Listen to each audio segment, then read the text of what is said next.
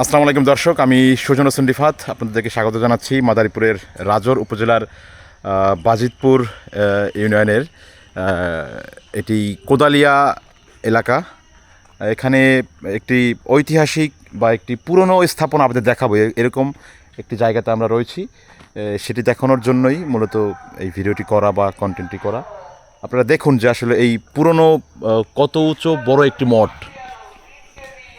দেখছেন যে এই মঠ, এটি হিন্দু ধর্মের কোনো মানুষ যদি আপনার মারা যায় তারপর তার স্মৃতি রক্ষার জন্য এরকম মঠ তৈরি করা হয়।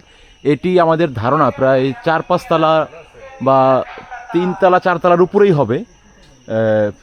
যদিও আপনার দেখছেন যে এটি বট গাছের শেকড় বাকড়ে এমনটাই আপনার যে এটাকে ঘিরে ধরেছে, যার জন্য কিন্তু এটি আর আপনার মনে করেন এখন ধ্বংসাবশেষ আমি বলবো না, এটিকে যদি এখনও মেরামত করা যায় তাহলে কিন্তু এটি হবে আপনার এটি ঐতিহাসিক স্থাপনা হিসেবে সংরক্ষণ করা যায়, বা আপনার মনে করেন কি বলবো যে এটিকে পর্যটন কেন্দ্রেও বা পর্যটন হিসেবেও কিন্তু আপনার কি বলবো যে আপনার এটা কি একটি পর্যটন স্থাপনা হিসেবেও কিন্তু ঘোষণা করা যায়। দেখছেন যে বট গাছ এমনভাবে এটিকে ঘিরে ধরেছে এবং বট গাছ উপরে এতটাই এর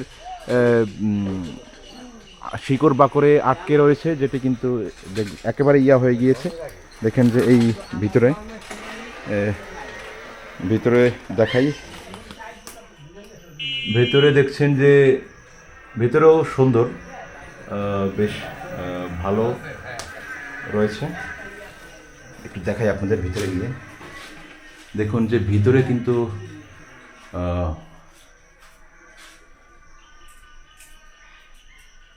বেশ ভালো একটি স্থাপনা। এখন কতটা ঝুঁকিপূর্ণ বা এরকম বোঝার কোনো কায়দা নেই, তবে আসলে আমাদের বাংলাদেশে বা এই উপমহাদেশে, পাক ভারত মহাদেশে এরকম অনেক স্থাপনা রয়েছে। আমরা কথা বলবো, আমাদের এখানে একজন মুরব্বী রয়েছে, এটি বাজিতপুরের সুতারকান্দি এলাকা, তার সাথে কথা বলবো, তার কাছ থেকে জানবো যে আসলে এই স্থাপনাটা কতদিন আগে তৈরি করেছে। আসসালামু আলাইকুম, ভালো আছেন? আপনি এটা সঙ্গে একটু বলেন তো, এটা কি কতদিন আগে বানাইছে বা আপনার এটা বানাইতে আমি দেখিনি। আপনারাও দেখেন নাই? না, মানে আপনারা পৃথিবীতে আসার পর থেকে এরকমই দেখতেছেন? ওই আমি দেখছি। আনুমানিক এরকম বয়স কিরকম হবে আপনাদের ধারণা? এইটার বানাইছে হ্যাঁ হ্যাঁ হ্যাঁ 200 বছর হবে। 200 বছর? হ্যাঁ। এটা বানাইছিল কারা? উমেশ ঘোষ। উমেশ ঘোষ? উমেশ ঘোষ, হ্যাঁ আমি দেখিনি। আপনারা দেখেন নাই? না, এইবারই তার এইটা। তারা বানাইছিল মূলত, মানে ওনাদের কোনো মানুষ মারা গেছিল তো মূলত মঠ? না, এটা শিব পুজো হইতো। ওই তাদের একটা মন্দির, শিব মন্দির। ও শিব মন্দির, কিন্তু এখন আর হয় না? না, এখন করবে কেটা?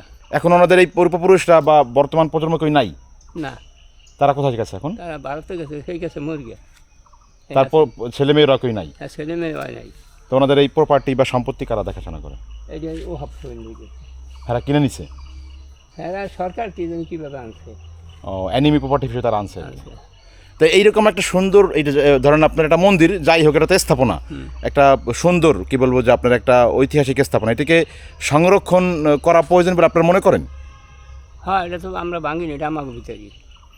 এটা রাখলে তো, এটাকে পরিচর্যা করলে তো আপনার এটা মানুষ দেখতে আসবে, এটা আপনার একটা ঐতিহাসিক স্থাপনা হিসেবে থাকবে আর কি। দর্শক দেখলাম যে উনিও কিন্তু ওনার প্রত্যাশা ব্যক্ত করলেন। আমরা একটু কথা বলবো, আমাদের সাথে একজন সিনিয়র সাংবাদিক এবং একজন গবেষক রয়েছেন, শাওন করিম ভাই, তার কাছ থেকে জানবো যে যদি আপনি ছোট্ট করে বলেন যে এরকম একটি স্থাপনাকে সংরক্ষণ করার দায়িত্ব সরকারের বা আমাদের রয়েছে কি বলে আপনি কি মনে করেন? ধন্যবাদ সুজন হোসেন রিফাতকে। আসলে আমাদের এই মাদারীপুর জেলার রাজুর উপজেলার বাজিতপুরের এই সুতারকান্দি ভারত নামের এই স্থানে আমরা দেখেছি যে প্রায় 200 বছর আগের এই একটি প্রাচীন মঠ, যেটি সনাতন ধর্মের একটি ঐতিহ্য। আমরা লোকমুখে শুনেছি যেটা উমেশ ঘোষের সময়কালে, আজ থেকে প্রায় 200 বছর আগে এই মঠটি নির্মাণ করা হয়, এবং এখানে শুনেছি আমরা শিব পূজা হতো। তো এখন এটি কালের বিবর্তনে ওনারা ভারতে চলে গিয়েছে, এবং ওনারা ভারতে চলে যাওয়ার পরে ওনাদের পরবর্তী জেনারেশন না থাকাতে এখানে সেই শিব পুজোটা হচ্ছে না, এবং এটি রক্ষণাবেক্ষণ করারও কোনো কেউ করছে না। আমরা আশা করব এটি যেহেতু মানে কালচারাল হেরিটেজ, বাংলাদেশের মানে সংস্কৃতিতে একটি মানে কি বলবো একটা স্থাপনা, এটি অবশ্যই সংরক্ষণ করতে হবে। আমাদের স্থানীয় প্রশাসন আমাদের জেলা প্রশাসককে কাছে আহ্বান জানাচ্ছি, অবশ্যই জানি এই মঠটি সংরক্ষণ করে। এটি বাংলাদেশের ইতিহাস ঐতিহ্যকে বহন করবে এবং আমাদের এই এলাকার সুনাম অবশ্যই বৃদ্ধি পাবে। এটি এই অন্যতম একটি বড় মঠ এই মাদারীপুর জেলায়। ধন্যবাদ আপনাকে। দর্শক, আমরাও চাই যে এটিকে আপনার সংরক্ষণ করা হোক এবং যেহেতু এটি 200 বছরেরও অধিক সময় এটি আগে নির্মাণ করা হয়েছে এবং এখন এটিকে যদি সংরক্ষণ করা যায় বা এটিকে যদি আপনার সংস্কার করা যায় তাহলে কিন্তু এটি একটি পর্যটন স্থাপনা হিসেবে কিন্তু সারা বাংলাদেশে প্রকাশ করা যাবে।